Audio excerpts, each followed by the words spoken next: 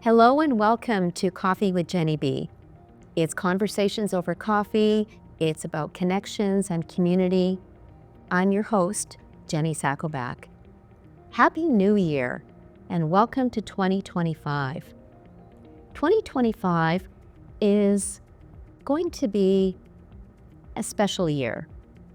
Now, what makes it so special is the fact that in numerology, 2025 adds up to the number 9. And 9 is meant to be more of a transformative number, meaning that something will transform you into perhaps a better version of yourself or into something completely different. Now, when we think about transformation, you think about a caterpillar transforming into a butterfly. You think about Phoenix rising from the ashes and now is this glorious bird. Or you can think about Clark Kent transforming into Superman. It means changing, and sometimes, as I mentioned, changing into a better version, a different version, or maybe something completely out of your own control. My guest today is someone who can speak to the idea of being transformative and to transform into something beautiful. Her name is Caurel Richards. She is an expert hypnotherapist and mentor and owner of In Divine Transformation Services. Please help me welcome Caurel. Hey, Caurel. Hello. Thank you for being here. Thank you for having me. This is an honor. I have to say that first and foremost. It is an honor to be here.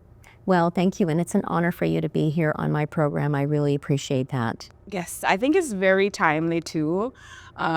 Based on what we are in fact discussing, you're right. 9 is a transformational number for sure.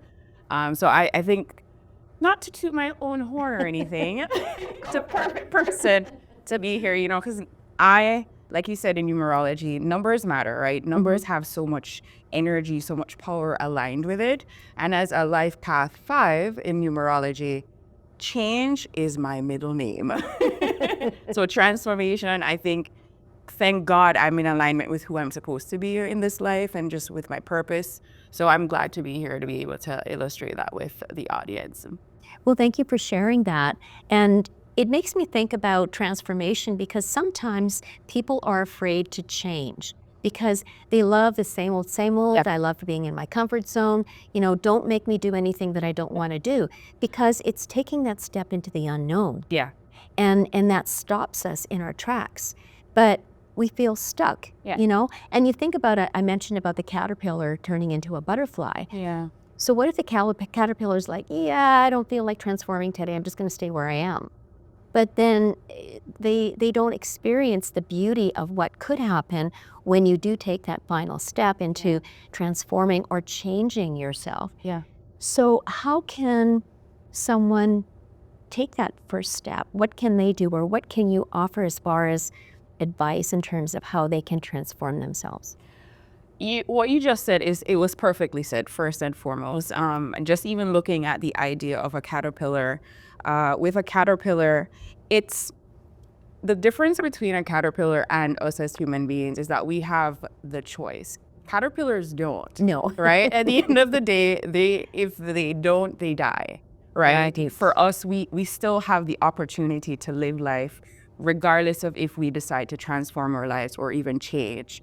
And I think that is a privilege that we have to mention even in just having this conversation, is that we have the option to stay stuck if we want to. Is it beneficial? Absolutely not, at least not from my perspective, because I've been in a space, so I'm not sitting here on a high horse to say, well, you need to change, because if you don't change, because I've experienced it. I've experienced the frustration of being stuck and wanting to get somewhere and not being able to get there, not because of others sometimes, but essentially because of my own choices. So one thing that I would say to someone that is looking to, in this beautiful year of 2025, to transform is recognizing why you're doing it. I think that's very important. The why is quite important because sometimes we want to change not because of what we need to be doing, but because others are influencing us. So I think it's sitting in that moment to be intentional. You'll hear me say that word often. It's being intentional about why you're changing, why you want to change, and what you're looking to achieve, what your desire is. And from there, I won't say everything is going to fall into place because it's going to take work, especially if you've been in that rut for a very long time. So it's understanding that the path ahead isn't going to be the easiest, but it sure as hell is going to be the most fulfilling. Absolutely. And I like that you mentioned about the idea of, if the caterpillar doesn't change and transform, they die. Yeah. It makes me think, one of my favorite movies is The Shawshank Redemption. And there's a scene where Andy is talking to his friend Red, and they're both incarcerated for life. Yeah. And he says, and I'm paraphrasing here, he says, well, it really comes down to a choice. Yeah. You get busy living or get busy dying. And the thing is about now you're not literally dying, Right. Well, your spirit maybe. but your spirit, Yeah. but you're stuck. It's like when someone retires and they decide, you know what, I've worked all my life and I don't want to work anymore. I'm just going to sit in my big easy chair and I'm going to watch TV and that's all I'm doing. Well, they're not living. They're existing. They're still alive, but they're not really living life. They're basically getting ready to die in a sense, which is, it's sad to think about that.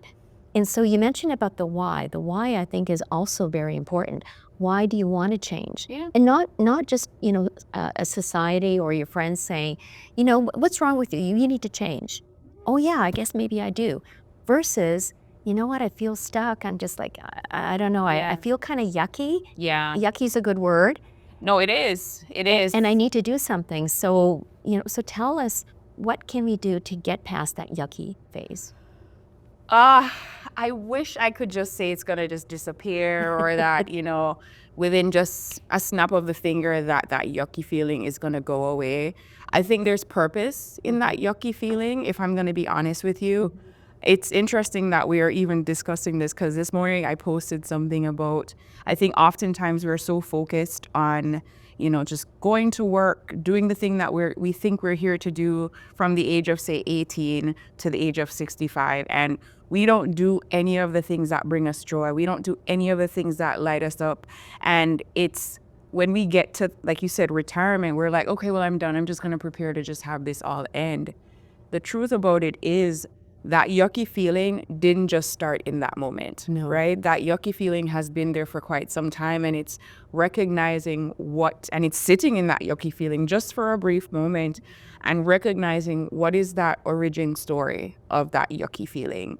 What is the story it's telling you? Because I think once we get to the story, we can then adjust or change the narrative of that story. And from there, we can make intentional and purposeful choices, because it's not just this fleeting of, I'm just going to do this because I want, it's purpose driven, right? There's an intention behind it. It's not even about the destination. It's about fulfilling what we're here to do, right? Because we didn't just come here just for the act of having this human experience and that's it. There's intention behind having this human experience.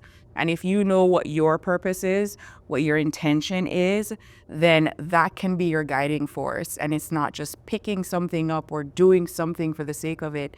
It's knowing that with the privilege of life that you've been granted, because it was granted. Like this morning, we are here, we're having this conversation, and we won the lottery. Yes. We won the lottery of life. And what are you going to do with that is the question. And from there, taking the necessary steps.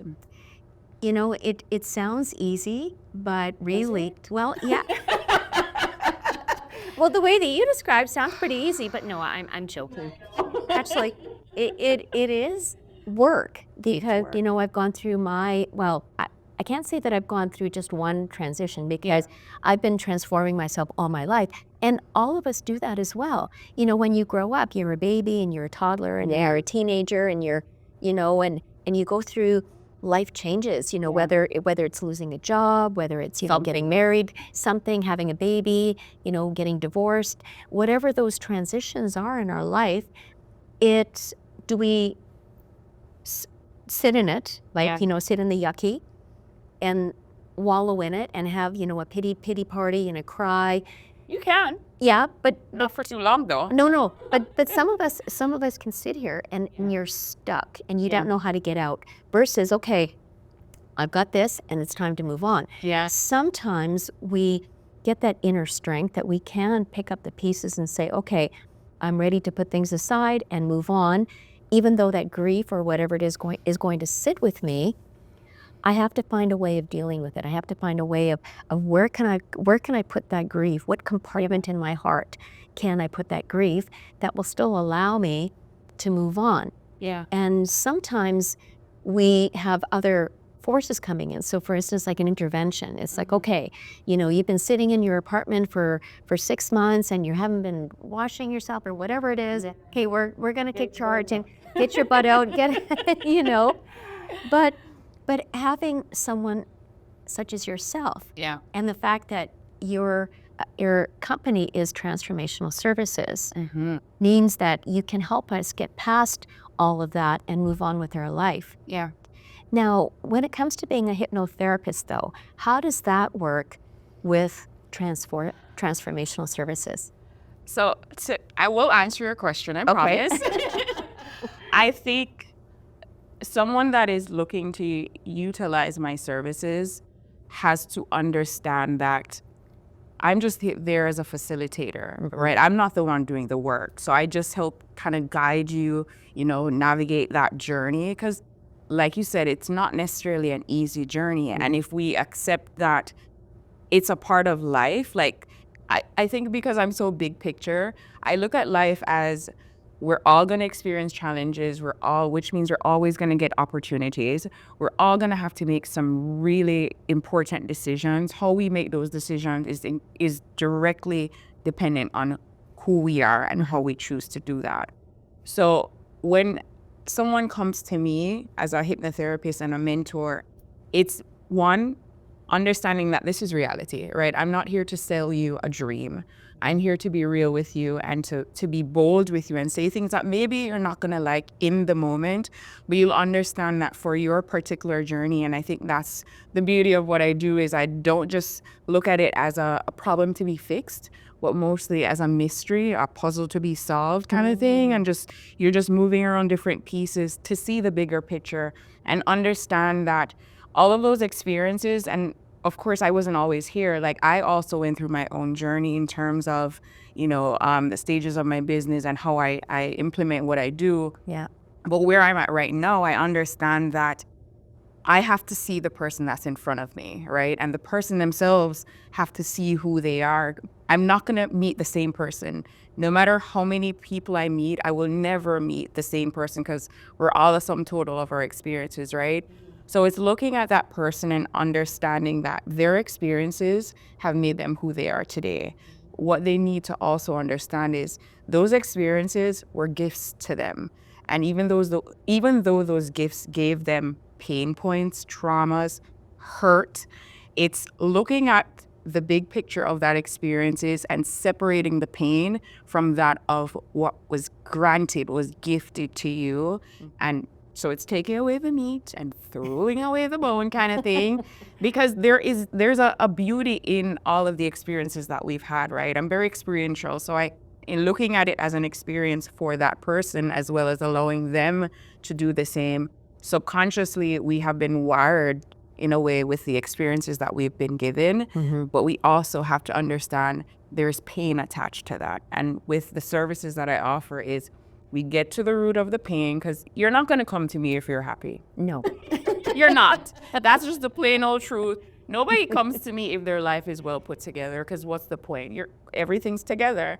But when you come to me, if, for lack of a better word, shit has hit the fan. Yeah. It has hit the fan, and you're like, okay, I'm at a space now where I just can't do this on my own, and I just need, two eyes that aren't really also looking inside. but see the bigger picture and is not necessarily consumed by everything else that is happening, but can pick at the points that need to be picked at and throw away the things that honestly aren't really serving you. And it's the parts that aren't serving us at this point that is in fact holding us back. Yeah, no, I totally agree with you. And you know, it's interesting when you think about pain, because a lot of us don't like the pain. You know, we avoid it, you know, as much as we can. It's like, oh, you know, I don't want to work too hard because what if it hurts, right? But when you think about it, you know, and an image that came to mind is when you're doing pottery, creating something out of clay, and it's raw, and then when it goes through the kiln and when it's baked, so you have fire actually baking this piece, and when it comes out on the other side, it's something completely different. It's transformed into this beautiful bowl, cup, whatever it is. So we have to go through the pain. We have no other choice, right? You have to go through the pain to get to the other side. But it's that hope that, yes, it's going to hurt, and you're going to cry, and you're going to maybe crumple on the ground and, you know, fetal position or whatever it is, and scream, and, you know, whatever it is, have a tantrum. But eventually, you know that you can. And sometimes, yeah, absolutely. And you talk about reaching rock bottom, like you hit rock bottom, and there's nowhere else to go. You're at the bottom. That's it. And so you have to come up from that rock bottom place.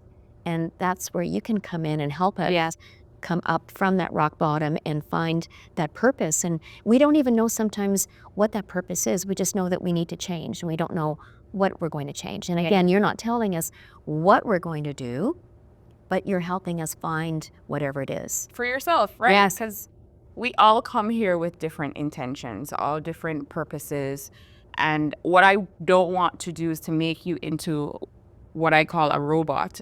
Because apparently there's this one human being that exists that you're supposed to be like, but that's not the intention, right? I want you to walk away from the experience still being authentically you, living with integrity, but understanding also that pain is a part of life's journey. And it's, to be honest with you, it's biological when we run away from pain, right? It's the mind, it would run away from pain and it will run towards joy and pleasure, right? It's just how our minds are wired as human beings. So what it will require of you is to actually implement effort.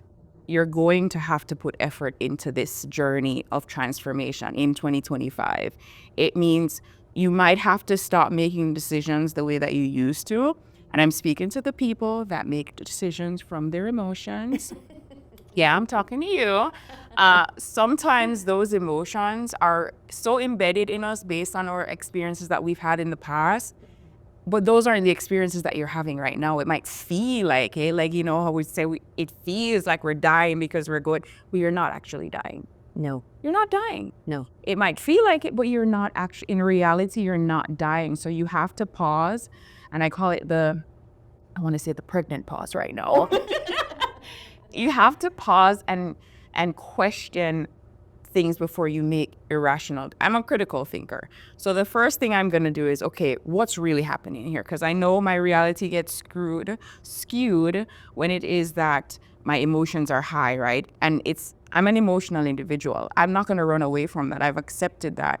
But it's now using it as a tool to be like, okay, if I'm emotional right now, maybe this is not the best time to make decisions. Not right now. Let's take a pause. Let's see what's really happening. And then from there, critically think out, okay, what's the next move? So I'm speaking again to the individuals that make decisions from their emotions, because that's where most of your problems come from.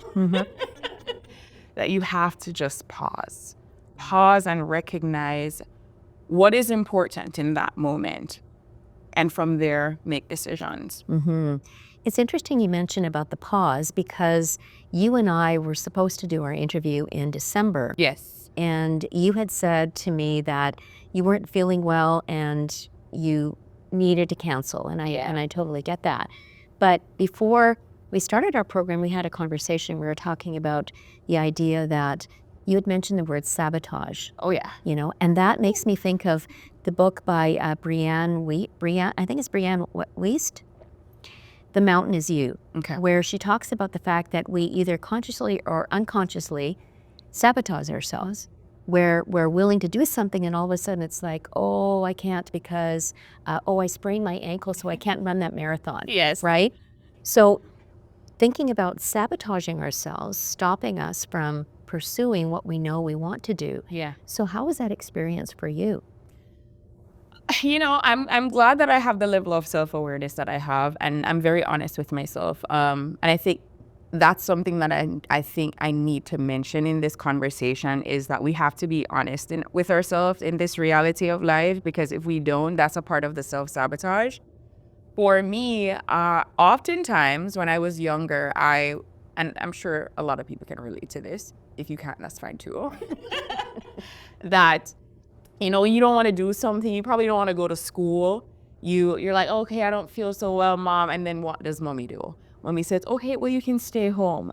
And we then, over time, we adapt that behavior where if we don't want to do something, we come up with, I'm not feeling so good. So I had to challenge myself in that moment. And granted, this is something that I love doing.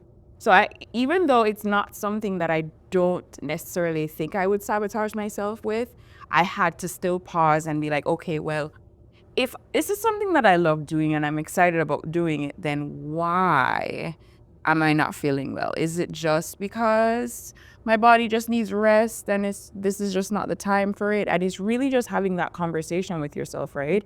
And I think that for me, I got to the point where it was just like, maybe the timing would be better if I go, say, now, January, versus that of then. And I just accepted it for what it, because I could have pushed, but there are times where I know that maybe I'm not supposed to push, and that was one of those moments. So it's just being honest with yourself and having those conversations and accepting it for what it is and not beating up on yourself, and just understand that you're not losing out on an opportunity if you decide not to do it in that moment.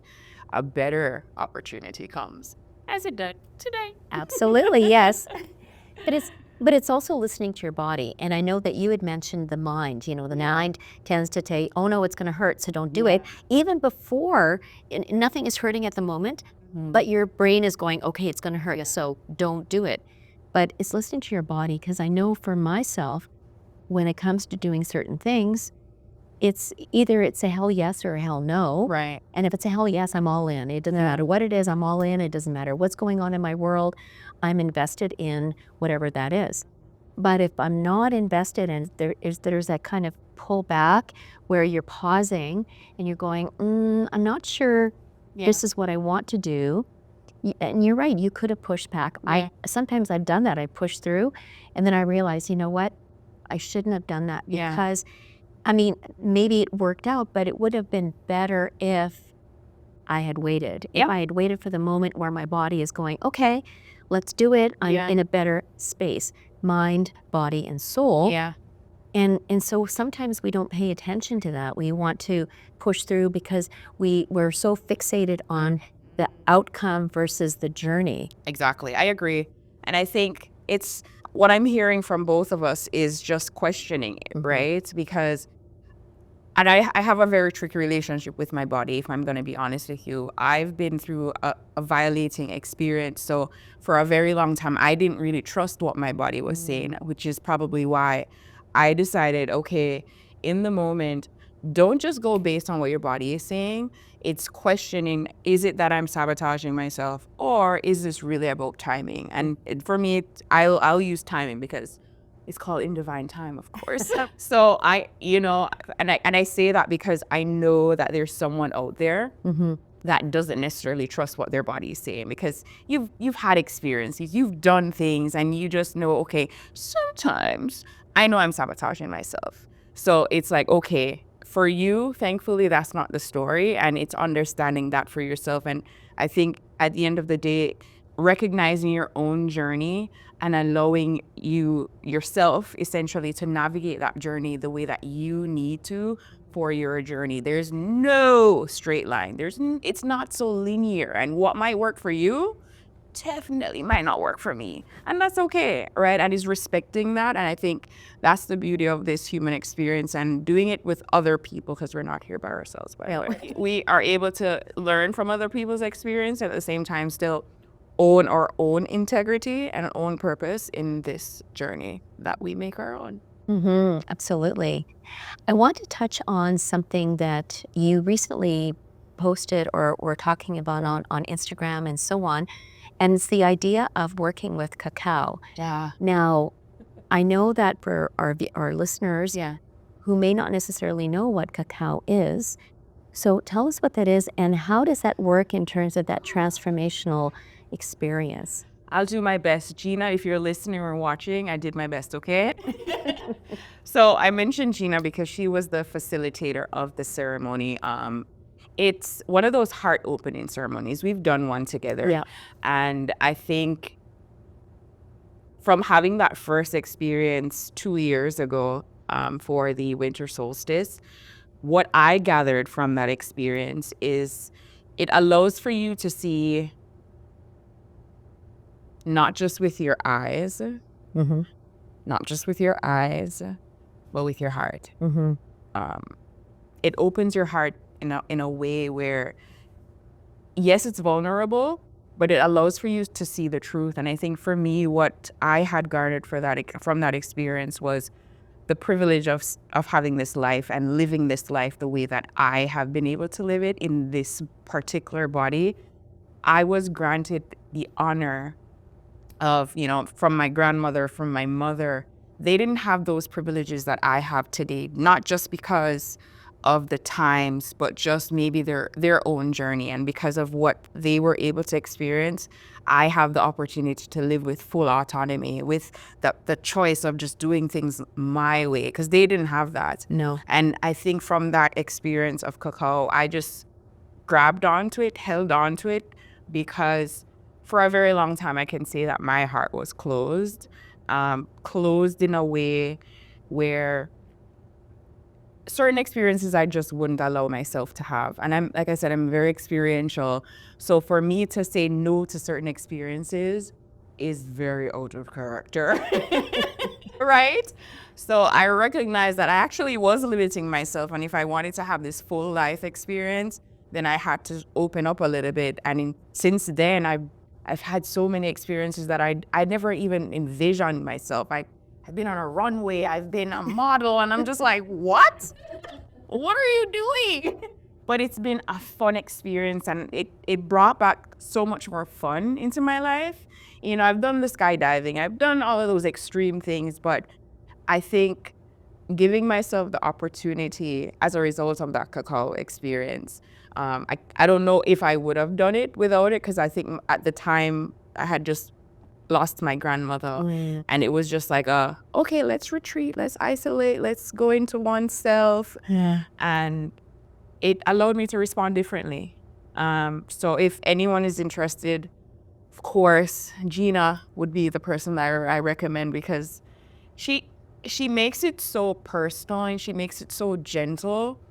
I've heard about ayahuasca. I've heard about, well, I've not just heard about, I've had mushroom trips too. But I think the cacao experience has been the one that has been the gentlest for me in terms of something so vulnerable like my heart. And I'm grateful for it. You mentioned it as a ceremony. Yeah. And really, when you think about it, basically cacao is cocoa in a sense. And so when you think about drinking hot chocolate, it's like, I'm going to have some hot chocolate with marshmallows and maybe whipping cream. Yeah. And it's more like that sort of fun, drink it. But with cacao, when you talk about a ceremony, again, is very intentional. Very. It's more about the spiritual aspect of it. And it's really thinking about, and it's sipping it very slowly, and it's not just downing it. No. You're sipping it and you're thinking about, so what is my intention? What is it? And maybe you're not even sure what your intention is, but you're putting it out to the universe. Yeah. And you're helping or hoping, I guess, that the universe or the guides are showing you the path. Yeah. And so, and part of it also is being vulnerable. Oh, that's the big word. I think if anyone is trying to avoid vulnerability, this might not be the thing for you, because it kind of forces you to.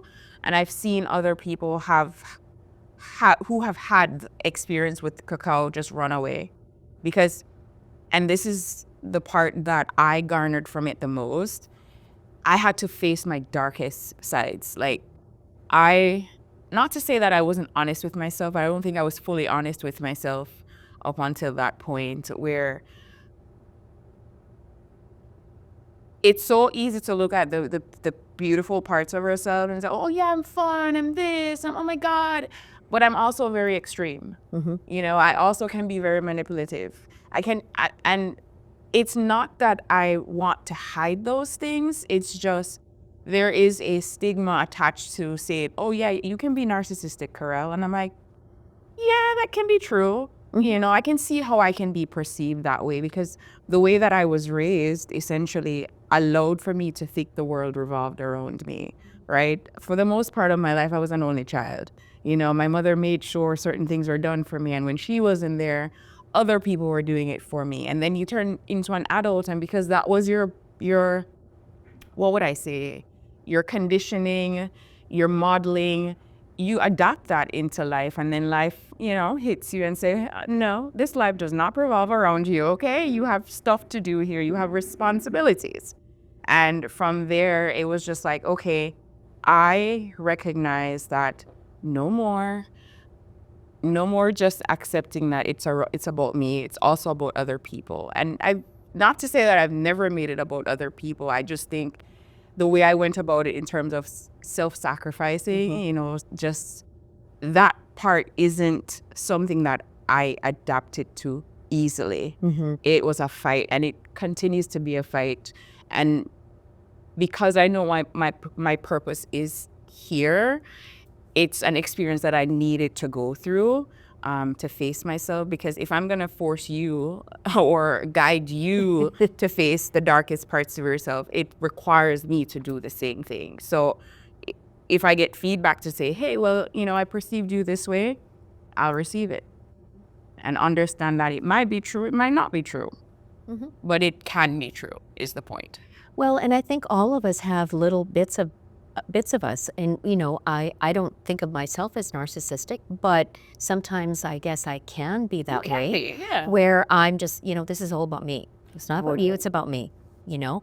But is that really being narcissistic in a sense, or is that being true to yourself? I guess it depends on the level of what is expected, and is it a behavior that is more prevalent. So if you're known as somebody who's very you know, egotistical and narcissistic, and it's all about you all the time, then yeah, okay, maybe you are that person. Yeah. But if you're known as maybe somebody who's, you know, easygoing and generous, and then all of a sudden now, and I guess it comes down to boundaries as well, because if, let's say, like for me, for instance, I'm a helper. I love helping people, but sometimes I do that to the detriment of myself. Exactly. But then if I'm helping someone and they're assuming that I'm going to continue helping them, now, wait a minute, it's different for me to offer my help to you. But now if you're demanding that I'm helping you because I've showed you that pattern of doing it, then at some point I need to make my boundaries, and I need to say, okay, wait a minute, stop. I'm not going to help you anymore. Right. Whoa, what's going on? Boy, you're so selfish. Why aren't you helping me? Okay, I've changed. I'm not that person anymore, or I can be, but we have to come to some agreements. Yeah. These are my boundaries, and unless you respect those boundaries, we can't continue with this relationship, whatever that is. But it's a conversation, right? Just like what you just had. And I think if people understand that we're both navigating two different worlds, so it's you and me right now, and we're going to perceive things differently, and it's just having this dialogue with each other. And I think the important part is not taking it personal or making it personal, which is very hard. Easier said than done. I'm very aware of that in reality. But it's calling it what it is, right? And not, I know there's a feeling that comes up when someone says you're narcissistic, right? It's the buzzword at this point, right? If we're being honest with ourselves, it's just what you're called if somebody doesn't get their way, right? And because you're used to getting your way or having something happen in a certain way, and now that has shifted, now that has changed, it's like, I have to find a reason as to why.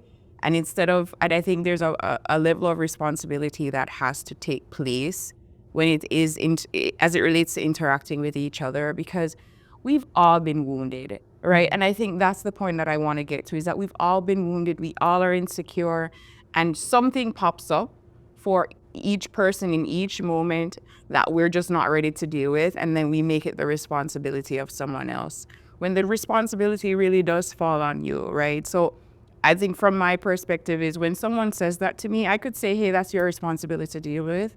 And I can also be like, you know what, they're just going through their own, because we're all going through something, right? And not make it about me and leave it at that. But that takes time, right? I acknowledge my privilege, because I've been doing this for a very long time, which is why it's so easy for me to say, if you call me that one day, I'm just like, okay, I can see it and leave it at that. But not everyone is there yet, right? And it's recognizing that and being okay with that. And that leads me to, I guess, my final point in talking about what you're offering in terms of services as transformational services. The idea of it's a conversation, that you're a facilitator, you're guiding us, you're helping us discover maybe the yucky parts of ourselves, the pain points, and guiding us through, and not necessarily literally or figuratively, be holding our hand Yeah. and helping us through, and knowing that I'm here for you, I'm ready to guide you. So if someone is interested in wanting to work with you, what do they need to do, or what can you offer in terms of next steps? Well, if someone wants to work with me, the one thing I will always say, you have to be ready. I don't play games when it comes to this process, because one, it takes energy, it takes time, not just for myself, for yourself as well. And because I look at life as it's so fragile, it's so limited. If you are going to, and it's an investment in yourself, if you are going to invest in yourself at this point, you have to be ready for that. And when I say ready, it's not necessarily financially or whatever. It's just knowing that you're in a stage of your life where you're really ready to move forward. You have to be ready to move forward. Like, you have to get comfortable with the uncomfortable truth of where you are now, you won't be in the next 9 months, in the next 6 months, whatever time period you have in your head. I mean, we all have a time period, but whatever time, it's going to be a different life, which means that you're going to have to grieve that life that you once had before, grieve that trait, that characteristic, that behavior. And it means you're going to be a new individual, and it's going to be uncomfortable because it's new, right? That's what comes with transformation. It's new. You let go of the old and you hold on to the new, and being okay with new and uncertainty, right? You started off the conversation by saying that uncertainty is really what transformation forces you to look at, to be like, okay, well, I'm not going to be here anymore, so I don't know what's on the other side, but I can tell you what is on the other side is transformative, is a life full of purpose, a life full of integrity.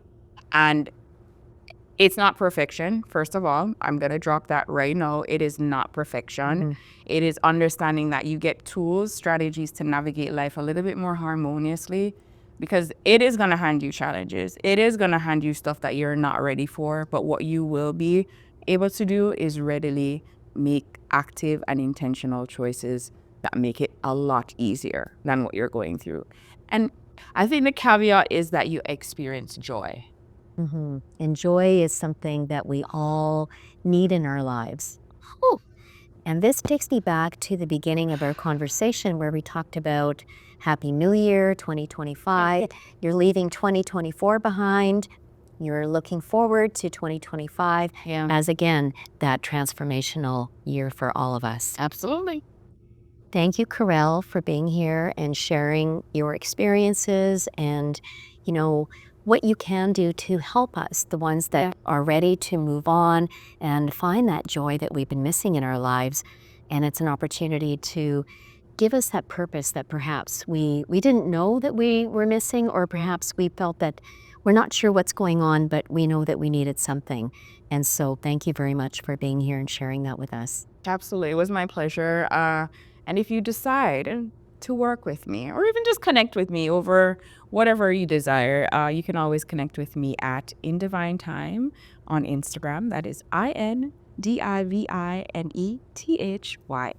So you've been listening to Coffee with Jenny B on the Multicultural channel. I'm your host, Jenny Sakovac.